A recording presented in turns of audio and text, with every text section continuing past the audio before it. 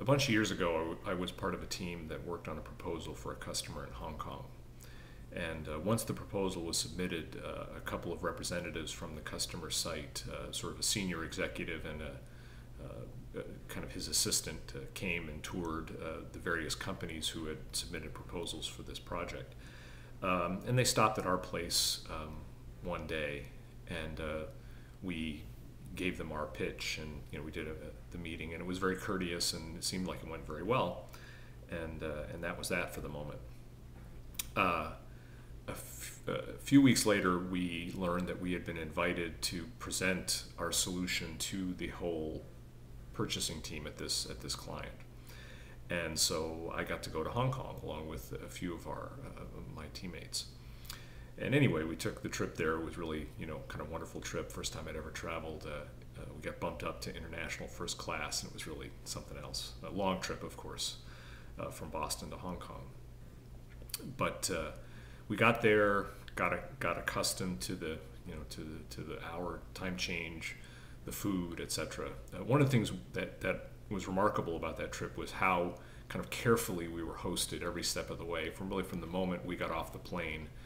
Every night there was something planned, a different type of dinner.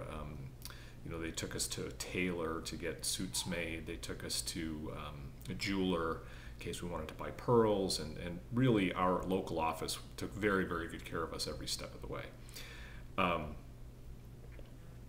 The day before we were to present to the client, we were gathered into a conference room by the head of the unit in Hong Kong. A real nice guy named Ed Yang, and he proceeded to tell us that we were in deep trouble in this contract, and that in spite of the quality of our response, the client really didn't look very favorably upon our solution. And that puzzled me because everything seemed to have been going well to that point. And then he explained that we really had been very hands-off in terms of the visit that the client had had to the U.S. And so we basically said, here's where our office is, here are directions, rent a car, drive over. And we didn't really appreciate how foreign that was to someone from Hong Kong. We should appreciate that now, since we were sitting in Hong Kong and realized how foreign that was to us. But we really hadn't taken any pains to host them in any way, and they had taken offense to that. And so that would really open my eyes.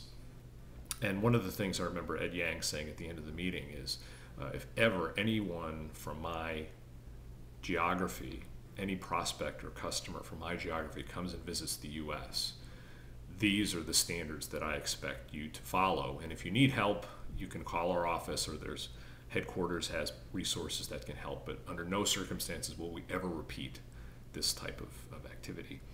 And it really burned into my kind of brain that day, because obviously, what he was explaining, the feeling of the customer, was such a contrast to, of course, our feeling there, where we felt very hosted, very comfortable, even though it was such a foreign environment to us.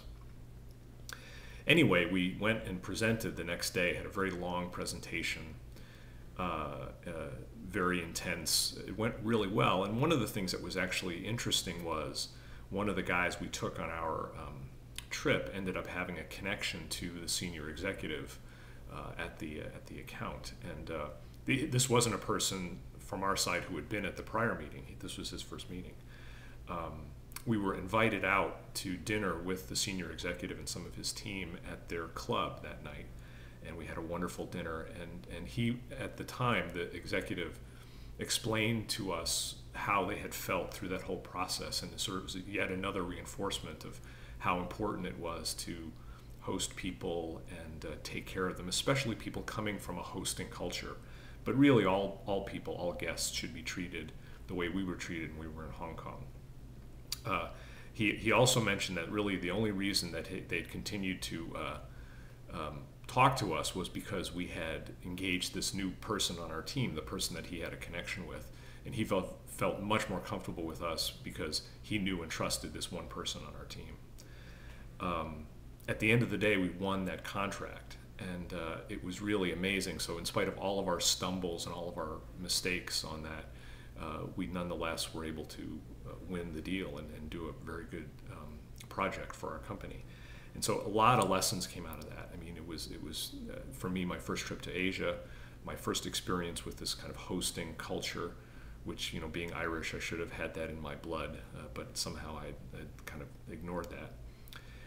Really understanding what the things outside of the proposal meant with respect to people making decisions, you know, both kind of the relationship side of things, the hosting and courtesy side. These were elements that were as important as the words on paper and the pricing and so forth.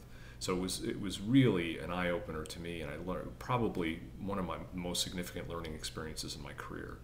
And since then, I've tried real hard to work with customers in the same way that that the expectation was set by Ed Yang, and how the Hong Kong customer had talked to us in terms of what they wanted to see from us. And no matter what culture people were from, we tried to treat them that way. I'm not sure I always lived up to that, but that was the objective. One of the other things I learned on that trip was I learned how to use chopsticks, which I still know how to do, which is you know, something. So whenever I go to any kind of an Asian restaurant and eat with chopsticks, I think of that trip.